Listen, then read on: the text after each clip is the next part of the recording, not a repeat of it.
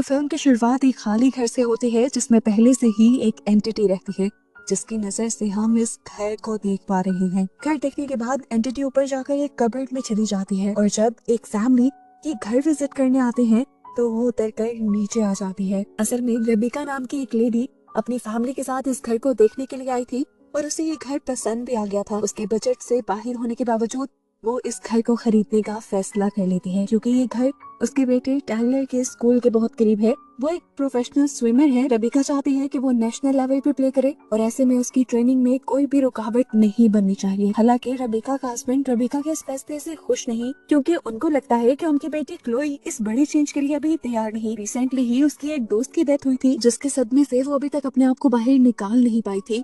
लेकिन रेबिका को अपनी बेटी क्लोई का बिल्कुल ख्याल नहीं था। इस घर को देखते हुए रेबिका और रेबिका के हस्बैंड ये बातें कर रहे थे और एंटिटी उनकी बातें सुन लेती है।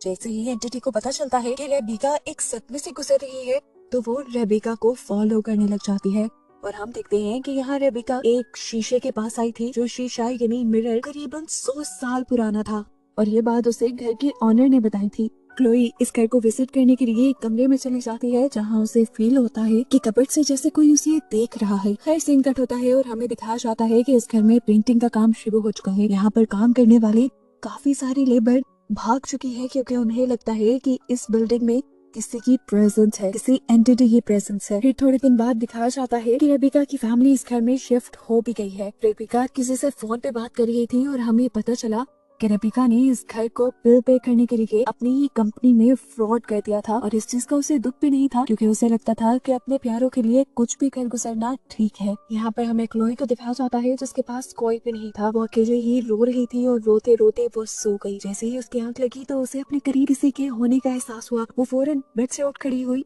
और कबर्ड की तरफ जाने लगी। उसने बोला, नादिया क्या ये तुम हो? उसे लग रहा था कि ये उसकी फ्रेंड की सोल है जो उसके साथ रहने आ गई है, लेकिन वो एंटिटी कुछ नहीं बोलती। अगले दिन दिखाया जाता है कि नादिया ने पढ़ते हुए अपनी बुक्स को पूरे बेड पे फैलाया हुआ था और फिर वो उठकर नहाने चली गई। पीछे से सोल उसके रूम में आई और उसने क्लोई और उसकी फ्रेंड नादिया की पिक्चर देखी, जिसके बाद उसने कमरे में फैले हुए सारे सामान को समेटकर जगह पे रख दिया। क्लोई जब बाहर आई तो डर से उसकी चीख निकल गई। ये सब कैसे हो गया था? फिर उसे समझ आया कि ये पक्का नादिया ही है जो उसकी मदद कर रही है। अब उसने इस सोल से डरना बंद कर दिया था। उसकी चीख सुनते ही उसके डैड भी आ गए थे कमरे में। वो उसे पूछते हैं क्या हुआ, तो क्लोई झूठ बोल देती है कि मैंने एक चूहा देख लिया था। असल में वो अपने डैड को नहीं बताना चाहती थी कि यहाँ पे उसकी फ्रेंड की सोल है। अब क्लोई के डैड नीचे जाकर रेबिका से क्लोई की कंडीशन डिस्कस करते हैं। वो कहते हैं कि क्लोई ठीक नहीं, क्लोई की फ्रेंड ड्रग की ओवरडोज की वजह से मारी गई है और ऐसे ही अब एक और लड़की का भी शहर में मर्डर हो गया है। हमें क्लोई का ध्यान रखना चाहिए। लेकिन रेबिका को तो जैसे अपनी बेटी का कोई ख्याल ही नहीं था। वो अपने हस्बैंड से भी कह देती है, मुझे लगता है कि आप ज्यादा सोच रहे हैं। इतने में ही इनका बेटा टाइलर अब घर आ जाता है जो अपने साथ अपने दोस्त रायन को भी लेकर आया था। वो रायन को अपनी फैमिली से और क्लोई से भी मिलवाता है और रायन को क्लोई पहली ही नजर में अच्छी लग जाती है। लेकिन टाइलर उसे धमकी देता है कि मेरी बहन से दोस्ती करने की जरूरत नहीं। रात में हम देखते हैं कि रेबिका और उसका हस्बैंड दोबारा क्लोई के बारे में बात कर रहे थे। क्लोई के डैड को लगता था कि क्लोई को थेरेपिस्ट को दिखाना चाहिए, लेकिन रेबिका अभी भी गुस्सा हो जाती है और कहती है कि क्लोई को सिर्फ टाइम की जरूरत है। ये सुनकर उसके हस्बैंड भी उसके ऊपर गुस्सा हो जाते हैं और कहते हैं ये मत भूलो कि टाइलर के साथ साथ क्लोई भी तुम्हारी ही बेटी है। खैर अब अगला दिन हो जाता है और क्लोई जब अकेली घर पे थी तो रायन यानी टेलर का फ्रेंड टेलर से मिलने के लिए आ जाता है। क्लोई उसे ड्रिंक ऑफर करती है और अपने कमरे में इन्वाइट करती है, लेकिन रायन उसके कमरे में जाने से मना कर देता है और बताता है कि टाइलर ने उसे उसके कमरे में जाने से मना किया है। लेकिन ये बात कहने के बाद फिर वो खुद ही क्लोई के रूम में चला भी आता है। ये दोनों यहाँ पर ड्रग्स लेते हैं और क्लोई अपना दुख रायन से शेयर करती है कि अपनी फ्रेंड की मौत के बाद वो बहुत ज्यादा अकेला अकेला फील करते हैं। रायन भी क्यूरियस होकर उसकी बातें सुनने लगता है और बताता है कि मेरी कभी अपने की डेथ नहीं हुई, मुझे नहीं पता कि किसी के मरने पे कैसा लगता है।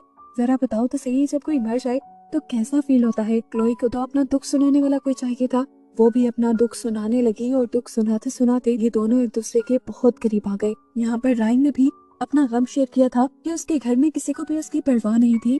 यहाँ तक कि उसकी मॉम भी उसे प्यार नहीं करती थी। वो बहुत ज्यादा टॉक्सिक थी। इससे पहले कि ये लोग ज्यादा करीब आ जाते, यहाँ पर मौजूद एंटिटी को इनका करीब आना अच्छा नहीं लगता और वो यहाँ पर कबर्ड ही तोड़ देती है, जिससे डर कर ये लोग उठ जाते हैं। रायन को लगा कि कबर्ड का कोई पेज ढीला होगा जिसकी वजह से कबर्ड टूट के गिर गई, लेकिन क्लोई को पता था कि ये वो सोल कर रही है। वो जैसे ही कबर्ड के करीब गई तो उसे अपने मुंह पे एक हवा का तेज झोंका फील हुआ जिससे वो डर गई और वो समझ गई कि ये नादिया ही है जो उसे रायन से दूर रहने को कह रही है। अब यहाँ पे क्योंकि काफी सारी चीजें गलत हो रही थी तो फाइनली क्लोई ने अपनी फैमिली को बताने का फैसला कर ही लिया। वो डिनर टेबल पर सबसे पूछती है, क्या आप लोगों को कुछ फील हुआ कि जैसे इस घर में कोई और एंटिटी हो, किसी और चीज की प्रेजेंस हो? कभी आप लोगों को ऐसा लगा कि हमारे अलावा कोई और भी यहाँ रहता है जो हमें नजर नहीं आता? उसकी बातें सुनकर उसका भाई टाइलर उसे पागल समझने लगा था। उससे कहता है, तुम्हारी फ्रेंड की मौत ने तुम्हारे दिमाग पे गहरा असर छोड़ा है, कैसी बातें करती हो तुम? उसकी बातें सुनकर क्लोई रोने लग जाती है और क्लोई के डैड उसे डांट देते हैं। टाइलर गुस्से में उठकर यहाँ से चला जाता है और उसकी मॉम भी, जिसके बाद अपने डैड के कहने पर टाइलर क्लोई से माफी भी मांगने चाहता है, लेकिन क्लोई गुस्से में थी। वो डांट कर टाइलर को कमरे से बाहर निकाल देती है। जिस चीज की शिकायत वो दोबारा अपने डैड से करने के लिए चाहता है और डैड उसे समझाते हैं कि क्लोई सदमे में है और तुम्हें उसका ख्याल रखना चाहिए। लेकिन जैसे टाइलर को तो किसी चीज की फिक्र ही नहीं थी, वो अपनी मॉम को बड़े मजे से अपने गंदे कामों के बारे में भी बता रहा था कि किस तरह उसने एक लड़की के साथ प्रैंक किया और उसकी प्राइवेट फोटोज लीक कर दी। उसकी मॉम भी यहाँ उसे डांटने के बजाय उसे कुछ नहीं कहती, लेकिन जो प्रेजेंस, जो सोल यहाँ पे थी, उसे ये सुनकर बिल्कुल अच्छा नहीं लगा और वो सजा के तौर पर टाइलर के रूम में जाकर सारी चीजें तोड़ फोड़ करने लगती है। उसके जीते हुए मेडल्स, मग, सब कुछ गिरा देती है। सबसे पहले क्लोई ये सारी आवाजें सुन के रूम में आती है और फिर बाकी लोग भी। ये सारा नजारा देखकर सभी लोग बहुत ज्यादा शॉक रह गए थे। सब लोग डर गए थे। वो डर कर घर से बाहर निकल आते हैं और क्लोई भी बाहर निकल आती है। क्लोई सबको बताती है कि ये कोई नहीं, मेरी फ्रेंड नादिया ही है जो मेरे साथ रहने के लिए यहाँ आ गई है। आप लोग उससे नहीं डरे। लेकिन टाइलर और उसकी मॉम अब घर के अंदर जाने के लिए तैयार नहीं थे। खैर, उन्होंने इस बात पे तो बिलीव कर लिया था कि क्लोई सच बोल रही थी। इस घर में सच में एक एंटिटी थी। अब क्लोई की दूसरी बात मानकर ये लोग अंदर जाना नहीं चाह रहे थे, लेकिन यहाँ पर क्लोई का साथ उसके डैड देते हैं और क्लोई के साथ सबको मना कर घर के अंदर ले आते हैं। घर आने के बाद रेबिका का हस्बैंड उस लेडी को कॉल करता है जिसके थ्रू उन्होंने ये घर खरीदा था। वो उससे पूछता है कि अगर यहाँ पर कोई एंटिटी थी तो आपने हमें ये घर क्यों दिया? जिसपे वो औरत बताती है कि पहले यहाँ पर कोई एंटिटी नहीं थी और अगर आप लोग को ऐसा लग रहा है कि यहाँ कोई एंटिटी है तो मैं अपने सिस्टर इन लॉ को भेज देती हूँ। वो एक साइकिक है और ऐसे मसलों से लोगों को आजाद करवाती है। रेबिका का हस्बैंड ये बात मान जाता है। अगले दिन दोपहर में वो साइकिक घर भी आ गई थी। घर में आते ही उसे अपने मुंह पे हवा का झोंका फील हुआ, जिससे वो जान गई कि वाकई ये घर हॉन्टेड है और यहाँ पर कोई एंटिटी की प्रेजेंस है। घर के अंदर आते ही थोड़ी सी चीजों को नोट करने के बाद वो सब लोगों को बताती है कि यहाँ पर एक एंटिटी की प्रेजेंस है और वो प्रेजेंस क्लोई की तरह ही सफर कर रही है। जिस तरह क्लोई की फ्रेंड की मौत के बाद क्लोई को स्ट्रेस है, ऐसे ही वो एंटिटी भी किसी स्ट्रेस में है। ये सुनकर सब लोग ही हैरान हो गए थे क्योंकि इन लोगों ने क्लोई के बारे में इस साइकी को नहीं बताया था। सही साइकी ये भी बताती है कि उस प्रेजेंस को सिर्फ क्लोई ही फील कर सकती है क्योंकि क्लोई के ट्रॉमा की वजह से क्लोई बहुत ज्यादा सेंसिटिव हो गई है और उसके लिए फोर्थ डायमेंशन का दरवाजा खुल गया है, जिसके दूसरे पार से सोल्स और दूसरी दुनिया की चीजें उसको अपना मैसेज दे सकती हैं, उसे अपनी प्रेजेंस फील करवा सकती है जिन्हें आम इंसान फील नहीं कर सकते। वो बताती है कि वो भी जब ऐसे ही किसी ड्रामा से गुजरी थी तभी फोर्थ डायमेंशन का दरवाजा उसके लिए भी खुला था और उसने कोशिश करके इस दरवाजे को हमेशा खोल के रखा है ताकि वो इसके जरिए दूसरों की मदद कर पाए। अब क्लोई साइकी से सवाल करते हैं, क्या ये मेरी फ्रेंड नादिया है? जिस पर वो साइकी बताती है, नहीं, मैं नहीं जानती ये कौन है और मैं ये बता भी नहीं सकती क्योंकि इस सोल को खुद भी नहीं पता कि वो कौन है। वो बस एक गलत डायमेंशन में, गलत टाइमलाइन में आकर फंस गई है और उसे यहाँ से जाने का रास्ता नहीं मिल रहा। साइकी बताती है कि फोर्थ डायमेंशन के अंदर टाइम्स अजीब तरह से बिहेव करते हैं। पास्ट और फ्यूचर एक ही टाइम में कम हो रहा होता है। ऐसे में अक्सर सोल्स कंफ्यूज होकर दूसरी टाइमलाइंस पे चली जाती हैं। पीछे जो बहुत ज्यादा ओल्ड मिरर था, साइकी ने उस मिरर को देखा और टच किया। उसने बताया कि ओल्ड मिरर्स अक्सर हमारा कांटेक्ट स्पिरिट से करवा देते हैं। उसने इस मिरर पे लिख के कुछ एंटिटी से सवाल भी पूछने की कोशिश की, लेकिन अजीब तरीके से घर में ब्लू लाइट पैदा हो गई और उसको भी बॉडी में जोर का झटका लगा, जिससे उसकी तबीयत खराब हो गई और फिर वो यहाँ से चली गई। खैर, अब काफी दिनों बाद हमें दिखाया जाता है कि उस प्रेजेंस ने इस फैमिली को तंग करना छोड़ दिया था। यहाँ तक कि जब क्लोई रायन के करीब भी आने लगी तो उसने क्लोई को रोका नहीं, बल्कि ये सब ना देखने के लिए वो खुद क्लोजेट में जाकर छुप गई। क्लोई फ्री होकर जब नहाने गई तो उस एंटिटी ने देखा कि रायन उसके जूस में कुछ ड्रग्स मिला रहा था। क्लोई को ये ड्रग्स पीने से रोकने के लिए वो टेबल हिला कर जूस ही गिरा देता है। क्लोई को ये ज्यादा अजीब फील नहीं हुआ था। उसने यहाँ से सारी चीजें साफ कर दी। क्लोई को अब वो प्रेजेंस भी फील नहीं हो रही थी क्योंकि वो प्रेजेंस क्लोई को तभी फील होती थी जब वो बहुत ज्यादा सेंसिटिव और इमोशनल हो जाती थी।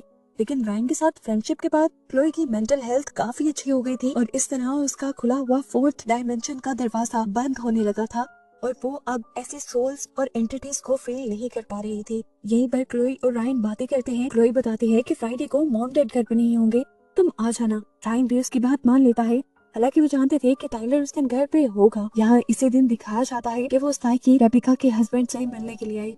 उसने बताया कि वो एंटिटी जो इस घर में है उसका रिलेशन पास्ट से नहीं है बल्कि फ्यूचर से है।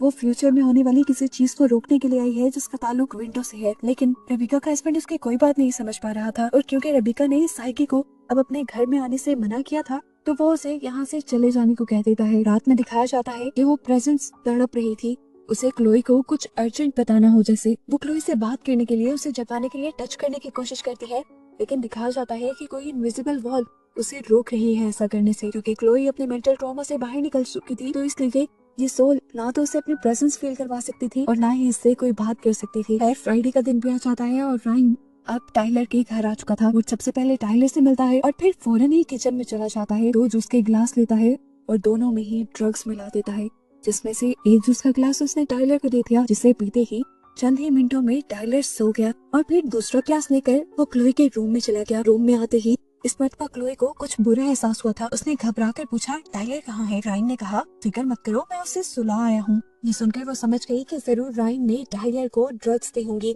उसे सुनकर अच्छा नहीं लगा। उसने रायन से फौरन कमरे से बाहर जाने को कहा, क्योंकि आज उसका रायन के करीब जाने को दिल भी नहीं था। रायन ने उसे रिलैक्स किया और अपने हाथ में पकड़ा हुआ जूस का गिलास, जिसमें उसने पहले से ही ड्रग्स मिलाई हुई थी, वो क्लोई को पिलाने की कोशिश की। अब एंटिटी ये सब होता देख रही थी। वो नहीं चाहती थी कि क्लोई वो जूस पिए, लेकिन क्योंकि वो इंसानों को टच नहीं कर सकती तो इस मर्तबा वो गिलास भी नहीं गिरा पाई और क्लोई ने वो जूस पी लिया। ये जूस पीते ही वो बेहोश हो जाती है और तब जाकर हमें रायन की असली शक्ल नजर आती है। वो एक घिनौना इंसान था जिसे लड़कियों को मारने में मजा आता था। उसने इस मर्तबा भी एक क्लीन ट्रैप लिया और उसे क्लोई के मुंह के ऊपर रख दिया और आहिस्ता आहिस्ता उसका दम घोटता रहा। बार बार जब वो मरने वाली होती तब वो ये क्लीन ट्रैप हटा देता था, क्योंकि उसे लड़की को तड़पता देखते हुए मजा आता था। यहाँ रिवील होता है कि क्लोई की दोस्त का और एक और लड़की का भी मर्डर रायन ने ही किया था। वो एक साइको आदमी था। वो बार बार क्लीन ट्रैप से क्लोई का दम इसलिए घोट रहा था ताकि किसी को ये ना पता चले कि क्लोई का मर्डर किसी इंसान ने किया है। सबको यही लगे कि क्लोई ड्रग्स की ओवरडोज की वजह से मारी गई है। सिंपल अल्फाज में कहें तो ये लड़का एक सीरियल किलर था, जिससे वो एंटिटी क्लोई को बचाने की भी कोशिश करती है, लेकिन वो अपने बैरियर की वजह से कुछ नहीं कर पा रही। अब वो एंटिटी क्लोई को बचाने के लिए टाइलर को उठाने का फैसला करती है, लेकिन वो टाइलर को भी टच नहीं कर पा रही थी। वो यहाँ पर चीजें भी गिरा कर टाइलर को उठाने की कोशिश करता है, लेकिन टाइलर तो ड्रग्स के असर से बेहोश था। वो कैसे उठता? तंग आकर वो टाइलर के कान में जोर से चीख मार देता है और टाइलर डर के उठ जाता है। जब उसे होश आया तो फौरन उसे याद आया कि रायन उसके घर पे आया था और इस टाइम वो उसके करीब नहीं था। जरूर वो उसकी बहन को कोई नुकसान पहुंचाने लगा होगा। यही सोचते हुए वो भागते हुए ऊपर गया। जहाँ जाकर उसने देखा कि रायन उसकी बहन को मारने वाला है। वो भागते हुए रायन को पकड़कर खिड़की से नीचे जंप कर देता है और नीचे गिरते ही इन दोनों की मौत हो जाती है। इस सीन के बाद हमें नेक्स्ट सीन में दिखाया जाता है कि अब ये फैमिली घर छोड़ के जा रही है, क्योंकि इस घर ने उनके बेटे की जान ले ली थी। अपने बेटे की मौत का सबसे ज्यादा दुख रेबिका को हुआ था, क्योंकि उसने ये घर अपने बेटे के लिए ही लिया था और वो उससे बहुत ज्यादा प्यार करती थी। अपने बेटे की मौत ने उसे तोड़ दिया था और जब वो मेंटली वीक हुई तो अब उसका कनेक्शन उस एंटिटी के साथ बनने लगा। उसने पहली मर्तबा एंटिटी को अपने घर में महसूस किया और वो 100 साल पुराने मिरर के पास चली गई, जहाँ उसे वो एंटिटी फाइनली नजर आई और उसे पता चला वो एंटिटी कोई और नहीं बल्कि उसका अपना ही बेटा था। उसके बेटे की सोल थी जो असल में पास्ट में आई थी अपनी बहन की जान बचाने के लिए, क्लोई को बचाने के लिए। ये जानकर रेबिका चीख चीख कर रोने लग जाती है और अपने हस्बैंड और क्लोई को बताती है कि वो एंटिटी कोई और नहीं, तुम्हारा भाई था। वो टाइलर था जो तुम्हें बचाने के लिए यहाँ आया था। अब जैसे ही ये बात पता चल जाती है, पीछे से वो लोग तो रोने लग जाते हैं, लेकिन एंटिटी को दिखाया जाता है कि वो घर से बाहर निकल आई और बाहर आने के बाद वो ऊपर चली गई, जैसे उस सोल का मकसद पूरा होते ही उसे आजादी मिल गई हो और उसको आसमान की तरफ जाता दिखाते ही ये कहानी यहाँ खत्म हो जाती है।